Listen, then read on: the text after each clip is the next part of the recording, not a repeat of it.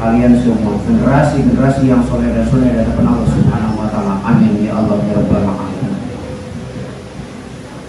Rasa-rasanya saya ceramah tidak perlu lama ya Bu ya. Lama apa sebentar Bu? Biasanya kalau dalam Ramadan ada kultum, kuliah 7 menit. Tapi kata Ustaz Aceh kultum, kuliah terserah antum. Ibu bapak yang Allah Subhanahu wa Ta'ala, Masya Allah tabarakallah, ini musola apa masjid? Musola tapi rasa masjid. Tapi kadang masjid rasa kuburan. Tapi ini Masya Allah tabarakallah, Ustaz Aceh jujur secara pribadi banyak yang nyinyir kepada Ustaz Aceh. Ustaz Aceh mendukung musola yang sudah masjid. Kamu apa-apa saya ibadah kepada Allah Subhanahu wa Ta'ala. Sampai saya nggak dipakai untuk dan lain-lain, tidak masalah. Yang jelas saya doakan ini musola insya Allah dengan takdir Allah pada Allah insya Allah kami jadikan masjid. Amin ya Allah ya Rabbal alamin. Ibu bapak yang Allah Subhanahu wa Ta'ala, kita tidak terasa dari tahun ke tahun kita sudah melewati usia kita secara syariat, usia kita semakin bertambah, secara hakikat usia kita semakin berkurang. Alhamdulillah pada kesempatan ini kita bisa berjumpa pada bulan Ramadan yang Allah Subhanahu wa Ta'ala. Di bulan Ramadan ini memiliki makna dan nama beda seperti bulan-bulan yang lainnya. Bulan Ramadan ini disebut Syahrul Qiyami, bulannya tegak sholat. Syahrul Maghfirah, bulannya pengampunan. Ada lagi disebut Syahrul Qur'ani karena bulannya turun Al-Quran. Syahrul Barakah, bulannya barakah. Masya Allah tabarakallah. Tapi kenapa dijadikan namanya Syahrul Ramadan? Ibu-ibu tahu nggak artinya Ramadan? Ramadan berawal kalimat Ramido.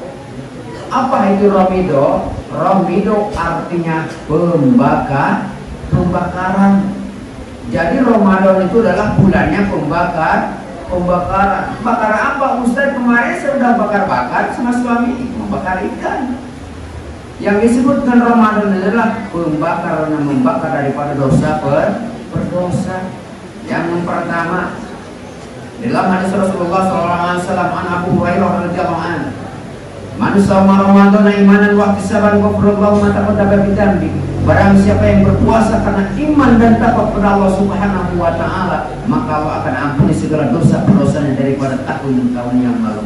Insya Allah amal ibadah puasa kita yang tahun yang lalu dan ibadah puasa sekarang ini bisa menjadi penghapus dan penghapus dosa-dosa kita semua. Amin ya Allah ya Rabbal alamin.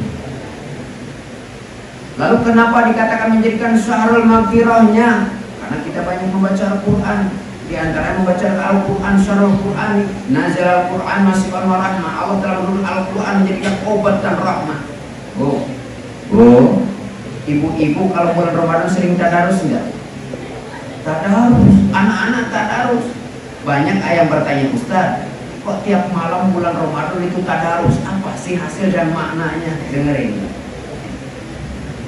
Fadilah daripada bulan Ramadan ini, kenapa di bulan Ramadan itu banyak orang yang bertadarus? Bukan hanya di musola di sini, semua di seluruh dunia. Setiap bulan Ramadan ini ada yang dari 1 juz sampai 30 juz, bolak-balik lagi, bolak-balik terus khotam, ada yang sampai 3 kali.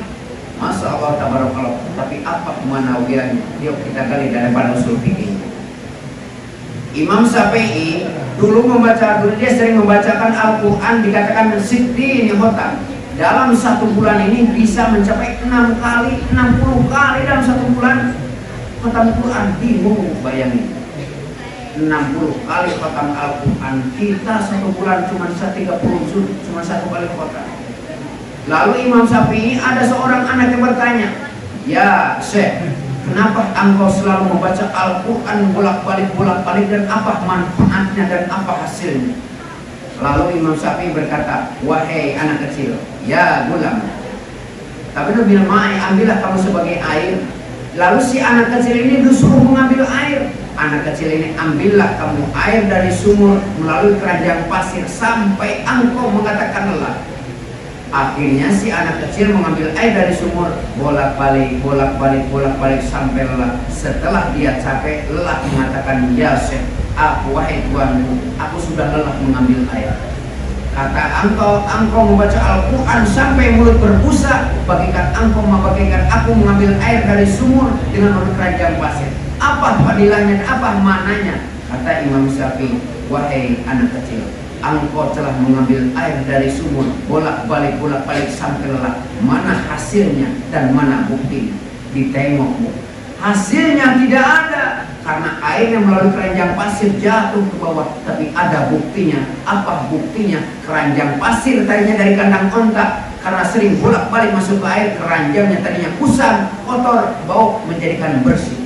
Orang yang membaca Al-Quran dari bolak-balik sampai otak mulutnya berbusa, tidak ada hasilnya, tapi ada buktinya. Apa buktinya? Allah bersihkan dosa per dosa kita semua. Itulah makna daripada membaca Al-Quran.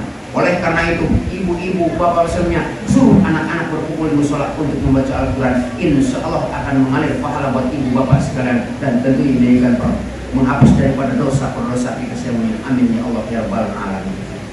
Kata Rasulullah SAW, man qara'a arfan kitab Allah, siapa orang yang membacakan Al-Quran satu huruf, abil hasanati asru amsalihah, maka Allah akan balas dengan 10 kebaikan. Bayangin satu huruf dibalas dengan 10 kebaikan.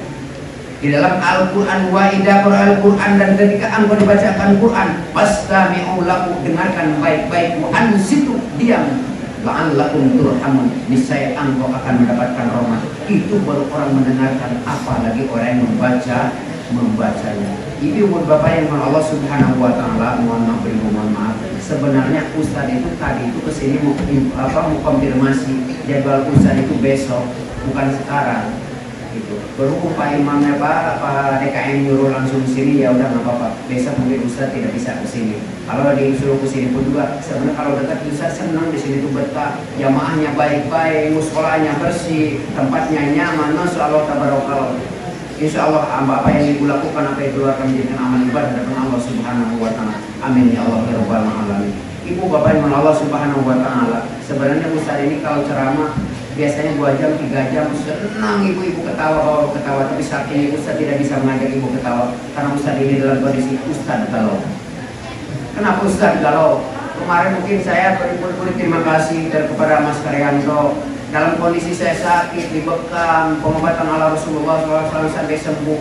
Ketika saya ditinggalkan anak gadis saya tercinta satu-satunya telah wafat. Setelah itu diuji lagi oleh Allah Subhanahu wa taala dengan beberapa bulan. 5 keluarga kami wafat, kakak tercinta wafat, kakak ipar wafat, keponakan wafat, ibu mertua daripada ini wafat. Adanya gempa kemarin yang ada di Jawa Barat itu, semuanya meninggal 5 keluarga itu. Itulah ujian. Setelah pulang dari Jawa, aku datang lagi ke sini, saya naik bis, tiba-tiba HP saya dicolong sama maling. Kok itu maling? Kenapa tidak beretika? Kenapa ngambil HP nggak ngomong dulu gitu? Sampai putus komunikasi dengan Mas Karyanto. Masya Allah tabarakallah, tapi hati ketulusan Mas Karyanto menolong saya belum bisa membalas atas kebaikan beliau. Kemarin datang ke rumah usaha gini bisa ketemu masa orang rumah, insya Allah bisa. Mohon maaf ya Mas ya, kalau sempat putus komunikasi, HP usaha hilang, mungkin dari jamaah dan lain-lain. Itulah sejarahnya. Jadi mohon maaf, saya sebenarnya enggak elok kalau berbicara masalah itu tidak baik. Ibu-ibu baik Allah Subhanahu wa taala, insya Allah kita akan berjumpa kepada hari yang sama, pada jam yang sama dengan Ustadz. Insya Allah nanti akan bersama-sama. Mohon maaf jika Ustadz tidak bisa menyampaikan secara biasanya, ibu senang semuanya ketawa-ketawa. Mohon maaf lahir batin. Yang jelas Ustadz mendoakan, insya Allah ibu bapak semuanya, putra putri kita semuanya bisa dan kuat besok, dan tentunya bertambah ibadah kuat untuk menjalankan ibadah puasa dari Allah Subhanahu wa taala. Amin ya Allah ya Rabbal Alamin. Mohon maaf lahir batin, Ustadz tidak bisa panjang lebar. Hadan wa ajmain. Assalamualaikum warahmatullahi wabarakatuh.